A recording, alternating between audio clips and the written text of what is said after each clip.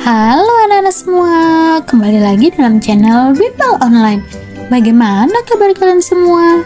Semoga dimanapun kalian berada akan selalu sehat, tetap ceria, dan tentunya tambah semangat lagi belajarnya. Nah anak-anak, sebelum kita lanjut ke video pembelajaran kita kali ini, jangan lupa di subscribe dulu ya, agar anak-anak tidak ketinggalan akan video-video terbaru dari channel Bimbel Online. Anak-anak semua, di video pembelajaran kita kali ini, kita akan sama-sama membahas dan mempelajari mata pelajaran IPAS untuk kelas 4 kurikulum merdeka, yaitu kita akan sama-sama belajar di bab 8, membangun masyarakat yang beradab. Kita akan belajar di bagian topik C, awas, kita bisa dihukum. Nah, ini ada di halaman 207 sampai 212 di buku kalian. Nah, sekarang apakah anak-anak sudah siap? Kalau sudah siap, yuk kita langsung saja mulai pembahasannya. Perhatikan baik-baik ya.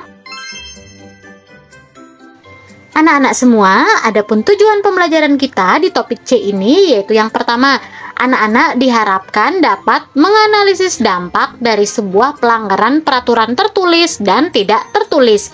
Tujuan yang kedua, anak-anak diharapkan dapat menganalisis manfaat menaati peraturan. Dan tujuan yang ketiga, anak-anak diharapkan dapat mengamankan penting menaati peraturan. Nah, inilah tujuan-tujuan pembelajaran kita pada topik C kali ini. Nah, sekarang yuk kita langsung saja ke bagian pertanyaan esensial kita pada topik C kali ini. Kita mulai dari soal nomor 1. Apa sajakah peraturan yang harus kalian patuhi? Yaitu yang pertama anak-anak, ada membayar pajak tepat waktu, memakai helm saat berkendara motor, memiliki SIM dan STNK ketika ingin mengendarai kendaraan bermotor, mematuhi tata tertib sekolah, dan seluruh peraturan yang dibuat untuk mengatur dan menertibkan, baik tertulis dan tidak tertulis, semua harus dipatuhi dan dihormati anak-anak. Pertanyaan esensial yang kedua, apa akibat yang kalian dapatkan jika melanggar peraturan tertulis atau tidak tertulis? Nah, anak-anak, akibatnya akan memperoleh sanksi yang sesuai dengan aturan yang dilanggar. Misalnya, pada peraturan tertulis seperti undang-undang ada pasal yang menerangkan sanksi bagi yang melanggar sesuai perbuatan. Begitu pula bagi peraturan tidak tertulis. Jika ada yang melanggar, akan dikenai sanksi seperti teguran, nasihat, hingga dikucilkan oleh masyarakat sekitar. Yuk kita lihat gambar di topik C kali ini ya. Banu, Ian, lihat mereka. Masih kecil tapi sudah naik motor. Apa yang akan terjadi jika polisi melihat mereka ya?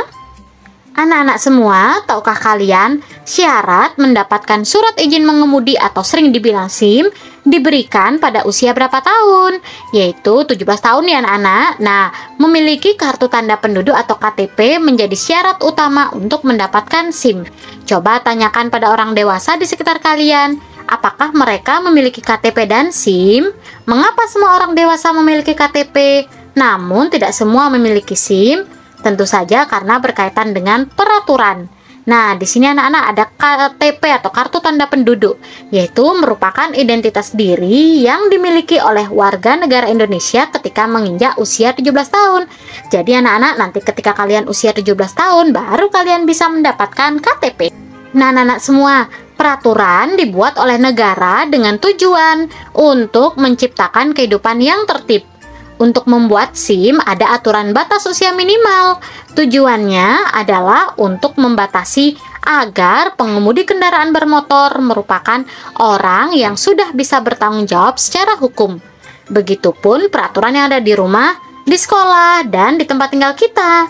Semua bertujuan untuk menciptakan ketertiban. Ketertiban menciptakan hidup menjadi lebih tenang, aman, dan nyaman untuk beraktivitas. Dengan kata lain, ketertiban menciptakan masyarakat yang beradab. Yuk kita lanjut, mari mencari tahu. Nah, pelajari kembali gambar dan narasi pada topik C yang tadi itu anak-anak. Kemudian diskusikan bersama teman-teman sebangku kalian. Nah, pelanggaran yang tadi ada di gambar itu anak-anak, ada anak yang belum cukup umur yang mengendarai sepeda motor. Nah, di sini ada beberapa pertanyaan. Yang pertama, apa dampak dari pelanggaran pada gambar tersebut? Yaitu dampaknya Pelanggaran pada gambar tersebut adalah anak di bawah umur yang nekat berkendara di jalanan umum. Nomor 2, apakah pelanggaran tersebut merugikan orang lain? Yaitu jawabannya, anak di bawah umur belum diperbolehkan berkendara sebab belum matang secara emosional sehingga rawan terjadi kecelakaan. Nomor 3, lalu seperti apa seharusnya jika kita ingin menggunakan kendaraan bermotor? Yaitu syaratnya harus memiliki SIM dan menggunakan kelengkapan berkendara seperti helm dan STNK. Nah, sekarang amati pelanggaran yang terjadi di sekolah kalian.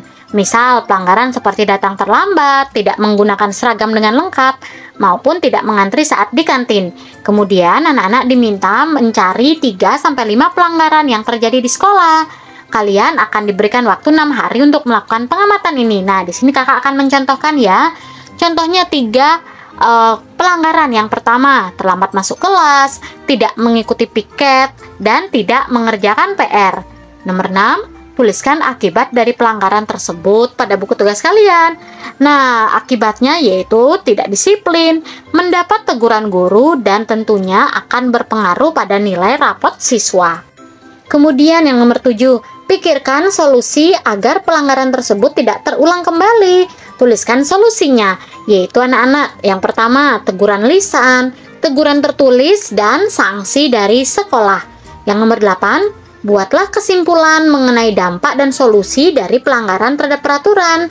Nah, kesimpulannya adalah siswa akan mematuhi peraturan sebab ketidakdisiplinan dan pelanggaran di sekolah bisa membuat mereka tidak naik kelas. Yuk kita lanjut. Nah, di bagian lakukan bersama ini kalian lakukan bersama guru dan teman-teman kalian ya. Sekarang kita lanjut ke mari refleksikan. Nah, di sini ada beberapa pertanyaan yang wajib kalian jawab. Yuk kakak akan bantu ya. Kita mulai dari soal nomor 1. Menurut kalian, apa fungsi dibuatnya peraturan?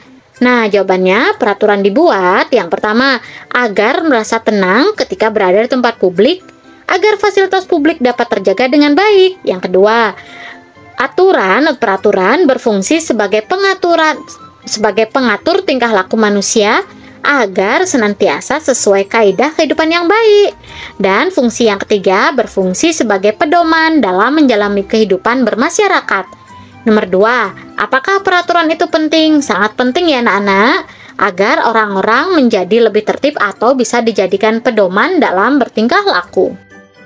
Yang nomor 3, apa yang terjadi apabila sebuah tempat atau daerah tidak memiliki peraturan? Nah, bisa saja atau mungkin akan terjadi tidak teratur. Banyak orang yang melakukan segala sesuatu berdasarkan keinginannya tanpa memperhatikan kerugian yang dirasakan oleh orang lain. Nomor 4, mengapa seseorang bisa melakukan pelanggaran aturan?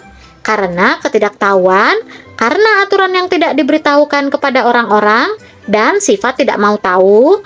Banyak orang tahu aturan hukum, tetapi dengan sengaja melanggar dan mengabaikan aturan tersebut.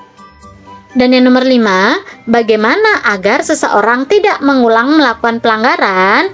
Yang pertama, menjauhkan diri dari kegiatan yang bisa menjerumuskan kembali dalam melakukan pelanggaran. Yang kedua, menghindari lingkungan dan pertemanan yang dapat memberi pengaruh buruk. Yang ketiga, selalu berusaha mengevaluasi diri setiap saat agar menjadi pribadi yang lebih baik lagi. Dan tentunya niat bersungguh-sungguh untuk menjauhkan diri dari kesalahan. Yuk kita belajar lebih lanjut. Apa yang akan terjadi jika sebuah wilayah atau tempat tidak memiliki aturan? Nah, mungkin saja kehidupan masyarakat menjadi tidak teratur. Setiap orang akan melakukan segala sesuatu yang mereka inginkan. Oleh karena itu, norma perlu dibuat agar yang pertama, terciptanya kehidupan harmonis dalam masyarakat. Yang kedua, sebagai petunjuk dalam bersikap dan bertindak. Yang ketiga, sebagai pengontrol sikap dan tindakan manusia. Dan yang keempat, sebagai alat pelindung masyarakat. Nah, namun terkadang masih saja terlihat seseorang yang melakukan pelanggaran terhadap aturan anak-anak. Oleh karena itu, sanksi bertujuan untuk membuat orang melanggar aturan menjadi jera. Adapun beberapa sanksi bagi seseorang yang melakukan pelanggaran norma maupun peraturan tertulis yaitu, nah kita mendapatkan kosakata baru yaitu ada kata jera anak-anak. Jera ini adalah artinya kapok atau tidak ingin melakukan hal itu lagi. Nah, sanksi-sanksi yang pertama anak-anak, sanksi pelanggaran norma. Yang pertama, diberikan sanksi dikucilkan, merasa malu maupun penyesalan. Sedangkan sanksi-sanksi pelanggaran peraturan tertulis yang pertama, adanya hukuman denda maupun hukuman penjara. Yuk kita lanjut. Nah anak-anak, untuk memilih tantangan dan proyek belajar ini, anak-anak bisa lakukan bersama guru dan teman-teman kalian ya. Nanti petunjuknya atau tugasnya dari Bapak Ibu guru kalian. Nah anak-anak, berakhir sudah video pembelajaran kita kali ini. Semoga dengan video pembelajaran tadi dapat bermanfaat untuk kalian. Tentunya kalian lebih memahami lagi di bagian topik C kali ini. Kakak berharap dimanapun kalian berada tetap semangat belajarnya, sehat selalu, dan tentunya tambah semangat lagi belajar bersama channel Bimbel Online. Nah, jika video ini bermanfaat untuk kalian, jangan lupa di like, komen, subscribe, dan share juga ke teman-teman kalian. Thanks for watching, see you next time. Bye-bye anak-anak hebat.